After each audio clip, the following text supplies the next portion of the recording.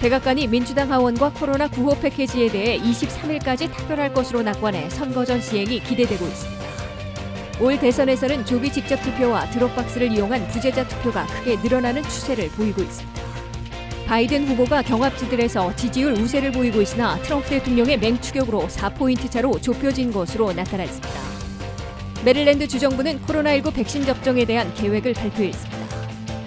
현대자동차가 처음으로 글로벌 100대 브랜드 자동차 부문 5위에 이름을 올렸습니다. 시청자 여러분 안녕하십니까? 워싱턴 뉴스 투데이입니다.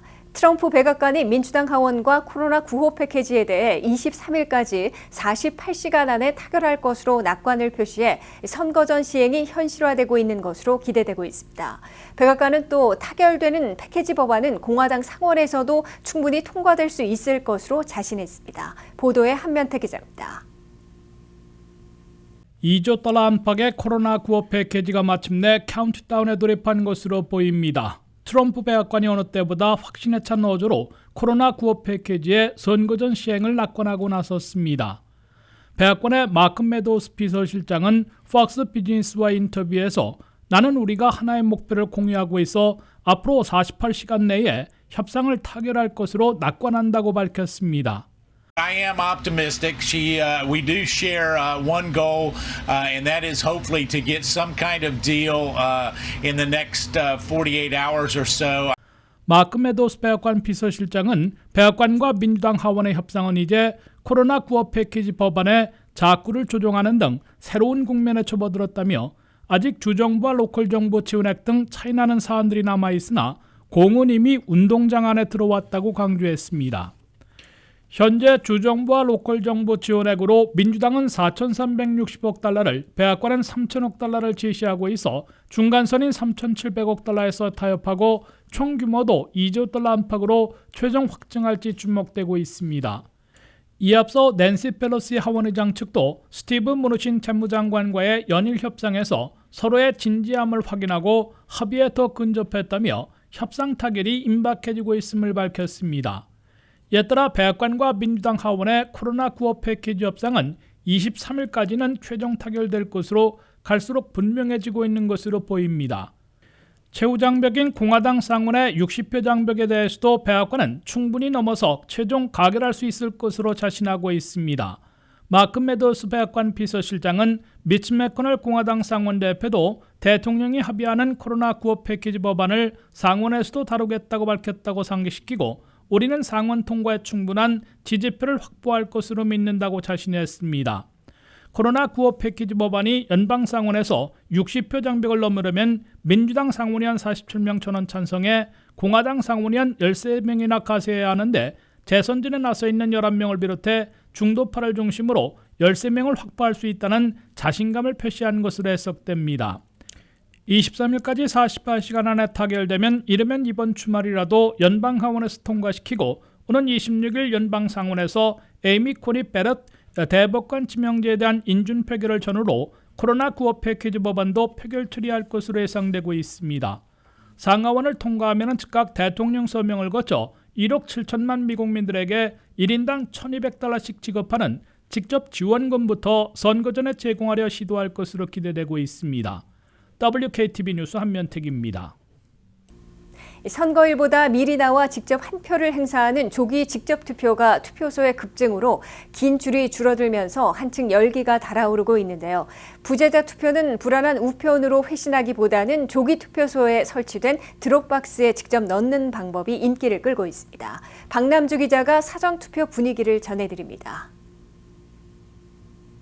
올해 선거에선 코로나 사태 때문에 11월 3일 선거 당일에 투표하는 사람들보다 사전에 투표하는 유권자들이 크게 늘어나는 새로운 추세를 보이고 있습니다. 선거 2주 전에 미 전역에선 이미 3,600만 명이나 투표를 마친 것으로 집계되고 있습니다. 백악관 주인을 가릴 것으로 보이는 플로리다, 펜실베니아, 미시건, 노스캐롤라이나, 애리조나, 위스콘신 등 이른바 경합지에선 현재까지 1,760만 명이나 투표를 마쳤습니다. 9월 18일부터 조기 투표를 실시하고 있는 버지니아에선 140만 명이 조기 투표해 4년 전에 전체 조기 투표율에 비해 2배를 넘어섰습니다. 메릴랜드는 오는 월요일인 10월 26일부터 선거 전날까지 조기 투표할 수 있게 됩니다. 선거일 이전에 지정된 투표소에 직접 나와 한 표를 행사하려는 얼리보팅, 즉 조기 투표에선 유권자들이 한꺼번에 몰리는 바람에 긴 줄을 서서 수시간씩 기다려야 하는 게 최대 약점이었으나 버지니아의 경우 조기 투표소들을 최근 13군데나 늘리면서 상당히 편리해진 것으로 나타났습니다. 페어팩스 카운티 정부청사에 마련된 투표소에서 조기 투표에 나선 유권자들은 아직도 긴 줄을 서고 있지만 대기 시간이 수시간에서 이제 1시간 이하로 대폭 단축됐습니다. 이번에 새로 설치된 투표소들은 센터빌 도서관, 폴스처치에 있는 피밋 도서관, 애넌데일에 있는 메디슨 디스트릭트 정부청사 등이 있는데 몰려드는 인파들이 분산되기 시작해 전반적으로 조기 투표하기가 편리해진 것으로 보입니다. 이와 함께 부재자 투표용지에 기표해 한 표를 행사하려는 사람들은 불안한 우편으로 회신하는 대신에 조기 투표소에 설치된 드롭박스에다 직접 넣는 방법을 선호하고 있습니다. 페어팩스 카운티 정부청사에 설치된 드롭박스에는 긴 줄을 설 필요도 없이 곧바로 기표한 부재자 투표용지를 넣고 가는 유권자들이 자주 눈에 띄고 있습니다. 당초 우편으로 부재자 투표하는 유권자들이 미 전역에서 8천만 명으로 4년 전 4천만 명보다 2배나 급증하면서 선거일까지 제때에 도착하지 못해 개표에 반영되지 않는 사태가 빚어질 것으로 우려돼 왔습니다. 그 때문에 부재자 투표하려는 유권자들은 상당수 기표한 부재자 투표용지를 우편으로 회신하지 않고 조기 투표소에 마련된 드롭박스에 직접 넣고 있는 것으로 관측되고 있습니다. 투표소 증설로 편리해진 조기 직접 투표와 불안한 우편 대신 드롭박스에 직접 넣을 수 있는 부재자 투표 방법의 개선으로 사전투표 열기가 더욱더 달아오를 것으로 확실시되고 있습니다. WKTV 뉴스 박남주입니다. 2주도 채 남지 않은 대선의 막판 선거전에서 도널드 트럼프 대통령은 매일 격전지들을 돌며 튀는 대형 유세를 벌이고 있는 반면 조셉 바이든 민주당 대통령 후보는 지지자들이 잘 나오지 않고 두문불출하며 토론 준비에 몰두해 지나치게 몸살이는 상반된 모습을 보여주고 있는데요. 바이든 후보가 6대 경합지들에서 지지율 우세를 보이고 있으나 트럼프 대통령의 맹추격으로 격차가 4포인트 차로 좁혀진 것으로 나타났습니다. 한면택 기자가 보도합니다. 차기 백악관 주인이 되려는 도널드 트럼프 대통령과 조셉 바이든 민주당 대통령 후보가 2주간의 최후 승부에 돌입했으나 상반된 캠페인을 벌이고 있어 막판 판세에 어떤 여파를 미칠지 주시되고 있습니다. 힘겨운 백악관 수송에 나선 도널드 트럼프 대통령은 플로리다에서 애리조나, 펜실베니아, 노스캐롤라이나 등 매일 격전지들을 돌면서 수천 명이 움집하는 대중뉴스를 전개하며 지지자들의 열정을 끌어올리고 있습니다.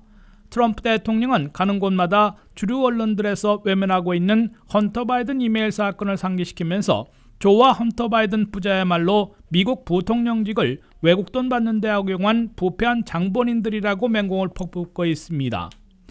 트럼프 대통령의 막판 선거전은 바이든 후보의 부패 이미지와 사회주의 정책, 세금 인상 등 아킬레스건을 건드려 그의 지지자들을 실망하게 만들고 적어도 자신의 지지층의 열정에 불을 지펴 투표장에 반드시 나오도록 하려는 것으로 해석됩니다. 트럼프 대통령은 22일 밤 테네시 내슈빌 벨몬트 대학에서 열리는 마지막 토론에서도 바이든 후보의 문제 많은 차남 헌터 바이든이 우크라이나, 중국, 러시아 등으로부터 투자금을 비롯해 거액을 입금받은 스캔들을 집중 파헤치려 할 것으로 예상되고 있습니다. 그러나 너무 뛰고 너무 튀는 막판 유세로 챔피언의 방어전 같지 않고 절망감의 표출로 비춰질 수 있어 지지층을 확장시키지는 못하는 역효과도 경고받고 있습니다.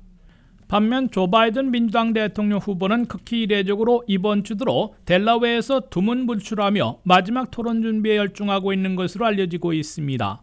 바이든 후보는 트럼프 측에서 아들 헌터의 문제를 물고 늘어져도 최대한 무시하는 전략을 구사하고 있습니다. 바이든 후보의 이런 행보는 우세한 막판 판도를 일순간 망칠 수 있는 말실수를 최대한 줄이고 트럼프 늪에 빠지지 않기 위한 것으로 팍스뉴스 등 보수 언론들은 해석하고 있습니다. 그만큼 바이든 후보는 이미 대선이 아닌 상원선거 출마로 잘못 말하거나 웹사이트나 숫자를 빼먹고 언급하는 등 잦은 말실수를 되풀이하고 있어 공화당 진영에 조롱을 사고 있습니다.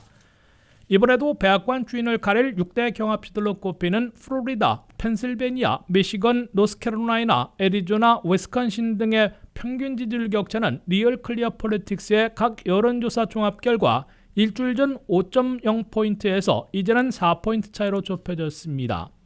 조셉 바이든 후보는 이들 6대 경합지들 중에 6 내지 7포인트 차로 벌려놓은 미시간, 위스콘신을 차지하면 다른 곳 중에 한두 곳만 차지해도 당선될 수 있는 유리한 고지에 올라 있지만 4년 전 힐러리 클린턴 후보 때보다 우세 격차가 적어 너무 몸살이는 막판 선거전으로 역전패당할 위험도 있다는 경고를 받고 있습니다.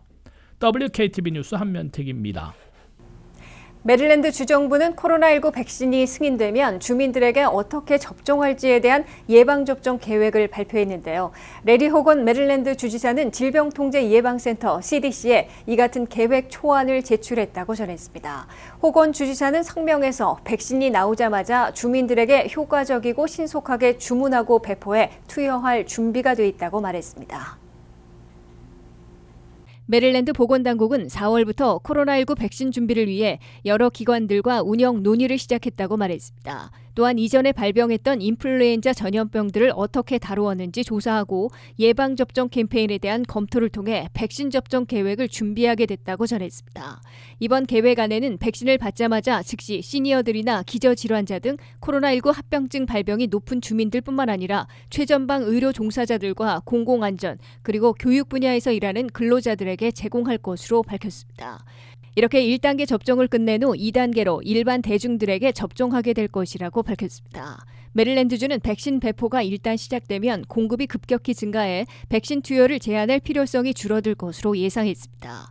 배포에 있어 중요한 과제 중에 하나는 백신이 온도에 민감할 가능성이 높고 적절한 차가운 온도에 보관해야 한다는 것인데 CDC는 보관과 취급을 어떻게 할 것인지에 대해 개발하고 있다고 주 관리들은 말했습니다. 또 다른 과제는 코로나 예방접종은 2번 접종이 필요한데 1차 접종 후 약 3, 4주 후에 2회 접종이 필요하게 됩니다. 따라서 메릴랜드주는 1차 접종을 마친 주민들에게 알람을 설정하는 몇 가지 옵션을 제공해 2번째 접종을 하도록 할 것이라고 전했습니다. 한 가지 옵션은 전염병 유행 관리 시스템인 프림모드를 이용하는 방법이 있고 다른 하나는 무료 웹사이트 서비스 메릴랜드 마이 IR을 이용하는 방법이 있습니다.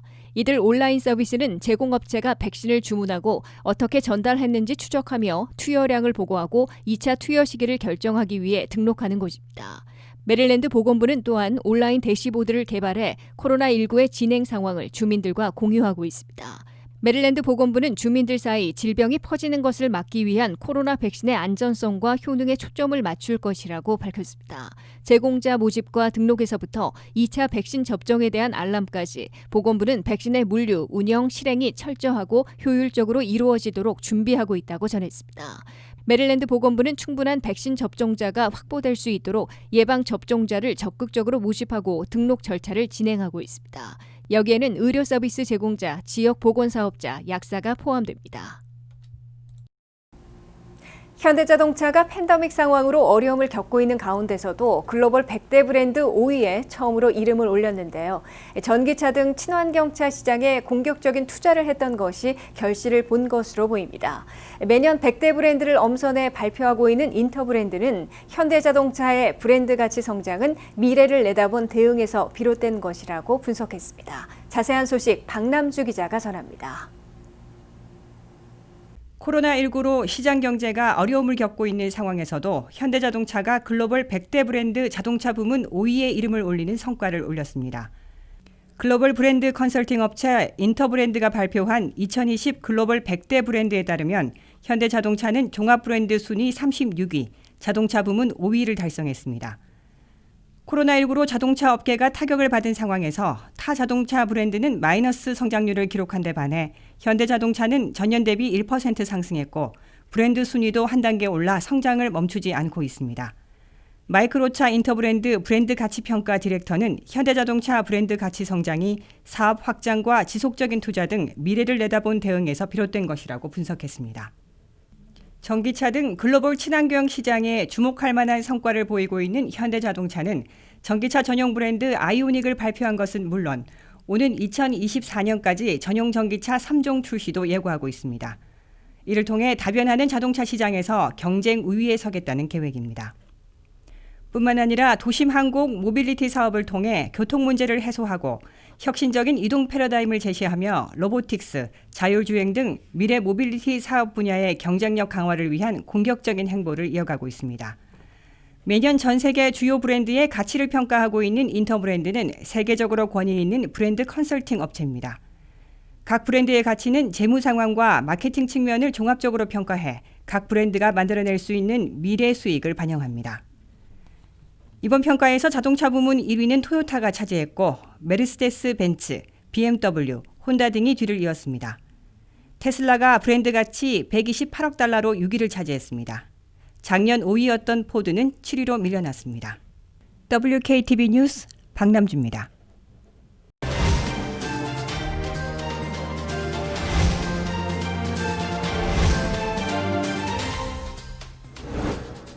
코로나 사태가 다시 악화되고 있습니다.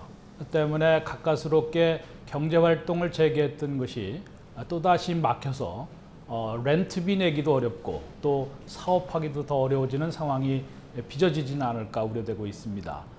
이래서 오늘 이 시간에는 크리스티나 신 변호사와 함께 렌트비를 어떻게 하면은 조정받을 수 있고 또 에빅션을 피할 수 있을지를 한번 조언을 구해 보겠습니다. 우선 주거비 하면은 가장 이제 사는 곳부터 또는 이제 사업체를 하시는 분들은 리스 비용을 대는데도 버거운 그런 상황인데요.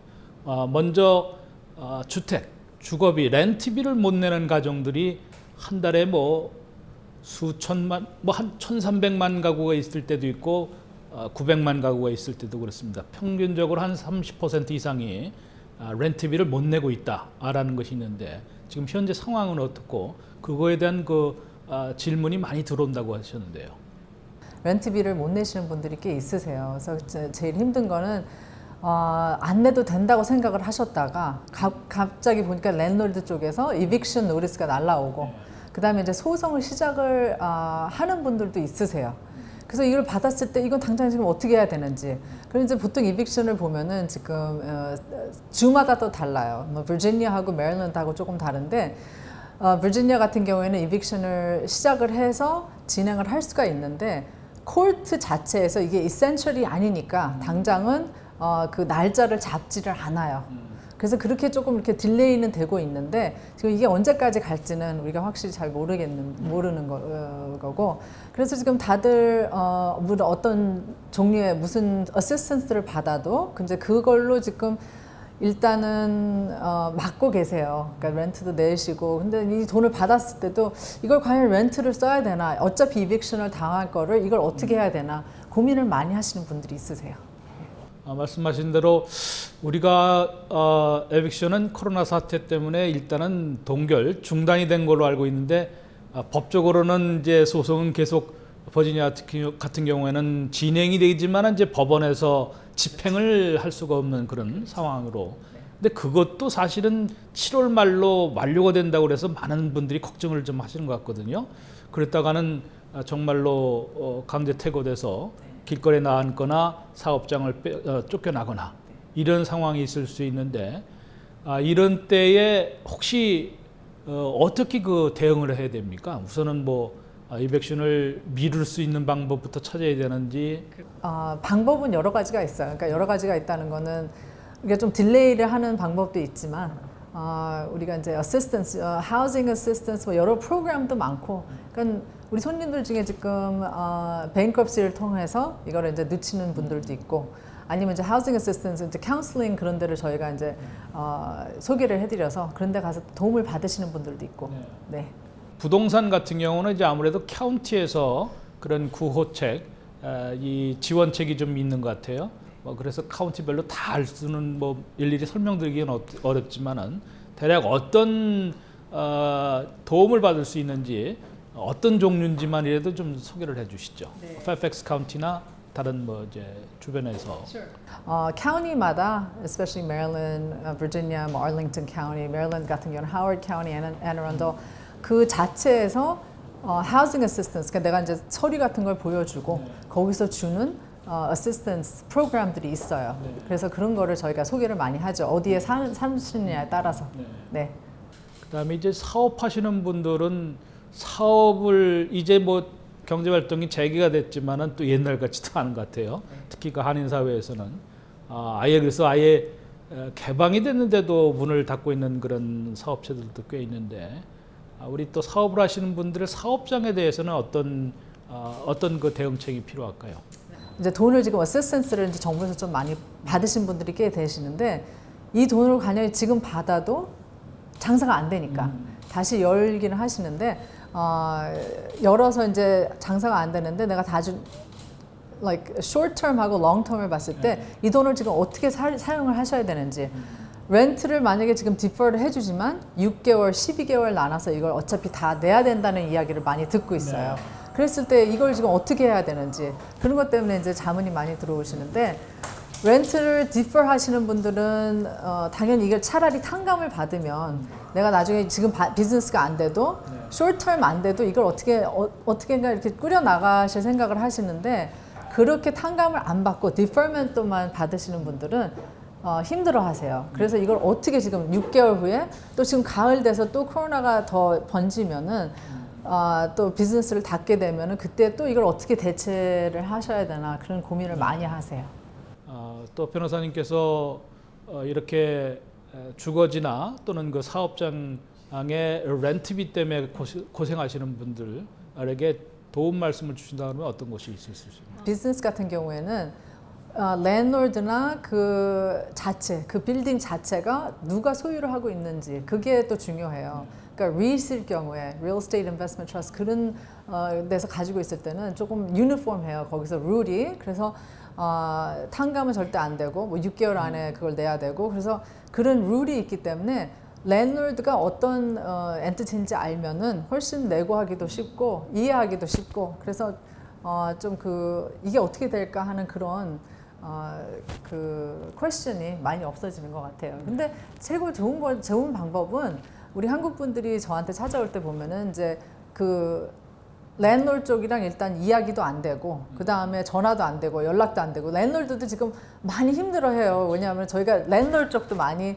레프레젠트를 하다 보니까 랜드롤 쪽도 지금 정부에서 내려오는 뭐 룰이라든지 아니면은 모기지를 그쪽에서 받은 게 있으면 또 거기에 따른 룰이 또 있고 그리고 이제 테넌트들한테 이걸 어떻게 계속 이거를 이제 플랜을 뭐를 디퍼먼을 하고 어느 정도를 해줘야 되는지 그거를 지금 플랜을 짜기 때문에 랜드로드도 지금 많이 힘들어해요. 그야말로 케이스별로 또 지역별 뭐 이 상황별로 다 전문가하고 상의를 해서 또 거기에 맞는 맞춤 대응을 좀 해야 될 것 같습니다. 네, 오늘 말씀 고맙습니다. 네, 감사합니다.